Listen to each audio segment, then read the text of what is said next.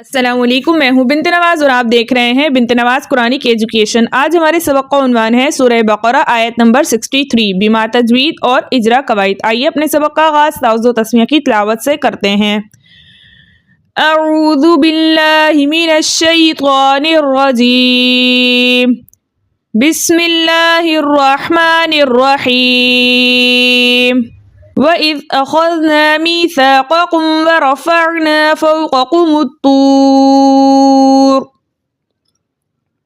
خُذُوا مَا آتَيْنَاكُمْ بِقُوَّةٍ وَاذْكُرُوا مَا فِيهِ لَعَلَّكُمْ تَتَّقُونَ۔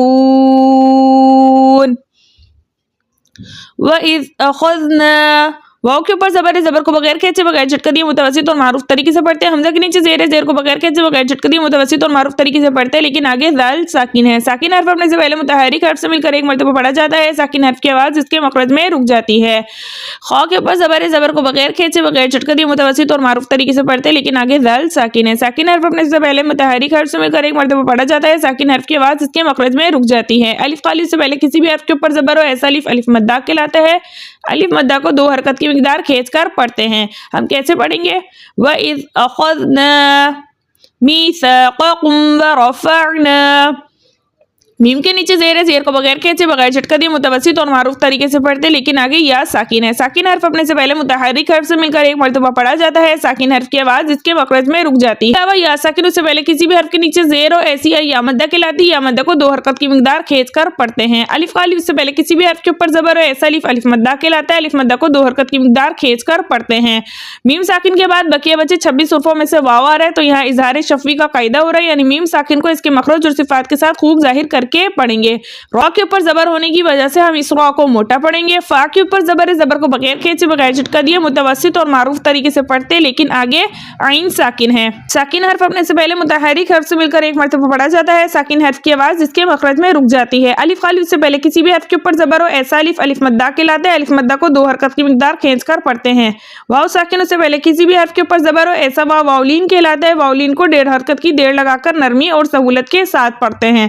اس کے علاوہ یہاں اجتماعی ساکنین فی کلمتین کا دوسرا طریقہ ہو رہا ہے، وہ اس لیے کہ اصل میں کلمہ تھا فوقکم الطوری۔ اب ان 2 کلموں میں 3 ساکن ایک ساتھ جمع ہے، جو کہ پڑھنا ناجائز ہے۔ اسے جائز کرنے کے لیے اجتماعی ساکنین فی کلمتین دوسرے طریقے کے مطابق اگر پہلا ساکن جمع کا میم ہو، تم ہم کا میم ہو، تو اسے پیش دے کے اگلے کلمے سے ملا کر پڑھیں گے۔ اب پہلا ساکن کیا تھا؟ کم کا میم ساکن، ٹھیک ہے، یعنی جمع کا میم ساکن۔ دوسرا ساکن تھا حمزۃ الوصل، اور تیسرا ساکن تھا اس قوم مشدد میں چھپا تو ساکن۔ اب ان تینوں کو ایک ساتھ پڑھنا ناجائز تھا۔ ہم نے اجتماعی ساکنین فی کلمتین کے دوسرے طریقے کے مطابق جمع کی میم کو پیش دے دیا، ٹھیک ہے۔ حمزۃ الوصل درمیانی کلام میں آنے کی وجہ سے حذف ہو گیا۔ اب اس قوم مشدد میں چھپے تو ساکن کو جمع کی میم کے ساتھ ملا کر پڑھیں گے، ٹھیک ہے۔ تو کے اوپر پیش ہے، پیش کو بغیر کھینچے بغیر جھٹکا دیے متوسط اور معروف طریقے سے پڑھتے ہیں۔ آگے واو ساکن ہے۔ ساکن حرف اپنے سے پہلے متحرک حرف سے مل کر ایک مرتبہ پڑھا جاتا ہے۔ ساکن حرف کی آواز اس کے مخرج میں رک جاتی۔ اس کے علاوہ واو ساکن سے پہلے کسی بھی حرف کے اوپر پیش ہو ایسا واو مدہ کہلاتا ہے۔ واو مدہ کو 2 حرکت کی مقدار کھینچ کر پڑھتے، لیکن آگے را کا سکون عارضی وقف کی صورت میں آ رہا ہے، اس لیے یہاں پہ مد بنے گی مد عارض وقفی، جس کی مقدار 2 4 6 حرکت ہے، لیکن 6 حرکت کی مقدار کھینچ کر پڑھنا زیادہ بہتر ہے۔ اس کے علاوہ را ساکن ما قبل حرف ساکن ما قبل حرف مضموم ہے، تو اس لیے اس را کو ہم موٹا پڑھیں گے، یعنی را ساکن حالت وقف میں را کی زبر حذف ہو جائے گی، کلمے کا آخری حرف یعنی را ساکن ہو جائے گا اور وقف بنے گا وقف بالاسکان۔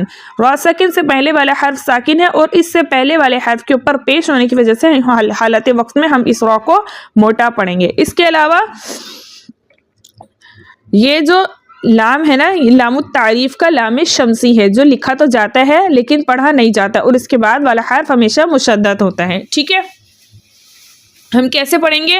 وَإِذْ أَخَذْنَا مِيثَاقَكُمْ وَرَفَعْنَا فَوْقَكُمُ الطُّورَ خُذُوا مَا آتَيْنَاكُمْ بِقُوَّةٍ وَاذْكُرُوا खौ के ऊपर पेश है पेश को बगैर खींचे बगैर झटका दिए मुतवस्सित और मारूफ तरीके से पढ़ते हैं। दाल के ऊपर पेश है पेश को बगैर खींचे बगैर झटका दिए मुतवस्सित और मारूफ तरीके से पढ़ते हैं, लेकिन आगे वाव साकिन है। साकिन हर्फ अपने से पहले मुतहर्रिक हर्फ से मिलकर एक मरतबा पढ़ा जाता है। साकिन हर्फ की आवाज इसके मखरज में रुक जाती है। इसके अलावा वाव साकिन से पहले किसी भी हर्फ के ऊपर पेश है ऐसा वाव वाव मद्दा कहलाता है। वाव मद्दा को 2 हरकत की मिकदार खींचकर पढ़ते हैं।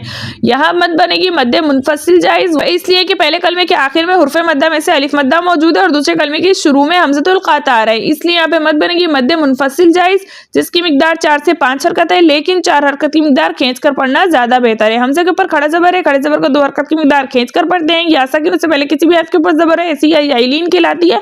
याइलीन को 1.5 हरकत की देर लगाकर नरमी और सहूलत के साथ पढ़ते हैं। नून के ऊपर खड़ा जबर है, खड़े जबर को 2 हरकत की मिकदार खींचकर पढ़ते हैं। मीम साकिन के बाद हर्फ बा आ रहा है तो यहाँ पे इख्फा शफ़ी का कायदा होगा, ठीक है, यानी हम आवाज का कुछ हिस्सा नाक से और कुछ हिस्सा होठों से अदा करेंगे। काफ के ऊपर पेश है पेश को बगैर खींचे बगैर झटका दिए मुतवस्सित और मारूफ तरीके से पढ़ते हैं, लेकिन आगे वाव मुशद्दद है। मुशद्दद हर्फ 2 मरतबा पढ़ा जाता है, एक मरतबा अपने से पहले मुतहर्रिक हर्फ से मिलकर और दूसरी मरतबा अपनी हरकत के मुताबिक या अगले साकिन या मुशद्दद हर्फ से मिलकर। यहाँ वाव पहली मरतबा काफ से मिलकर पढ़ा जाएगा और दूसरी मरतबा अपनी हरकत के मुताबिक यानी जबर के साथ पढ़ा जाएगा। ताकि नीचे 2 ज़ेर की तनवीन है, 2 ज़ेर की तनवीन के बाद यन्मु के मुतहर्रिक हुर्फों में से वाव आ रहा है, तो यहाँ पे हम 2 ज़ेर की तनवीन को यन्मु के मुतहर्रिक हुर्फों से मिलाकर इस तरह पढ़ेंगे कि दोनों एक साथ मुशद्दद हों और हरकतें मिकदार गुन्ना भी करेंगे, और इस कायदे का नाम होगा इदगाम माअल गुन्ना। वाव के ऊपर जबर को बगैर खींचे बगैर झटका दिए मुतवस्सित और मारूफ तरीके से पढ़ते, लेकिन आगे दाल साकिन है। साकिन हर्फ अपने से पहले मुतहर्रिक हर्फ से मिलकर एक मरतबा पढ़ा जाता है। साकिन हर्फ की आवाज इसके मखरज में रुक जाती है। रॉ के ऊपर पेश होने की वजह से इस रॉ को हम मोटा पढ़ेंगे। इसके अलावा वाव साकिन से पहले किसी भी हर्फ के ऊपर पेश है ऐसा वाव वाव मद्दा कहलाता है। वाव मद्दा को 2 हरकत की मिकदार खींचकर पढ़ते हैं। अलिफ वाली उससे पहले किसी भी हर्फ के ऊपर जबर है ऐसा अलिफ अलिफ मद्दा कहलाता है। अलिफ मद्दा को 2 हरकत की मिकदार खींचकर पढ़ते हैं। या साकिन उससे पहले किसी भी हर्फ के नीचे ज़ेर हो ऐसी है या मद्दा कहलाती है। या मद्दा को 2 हरकत की मिकदार खींचकर पढ़ते हैं।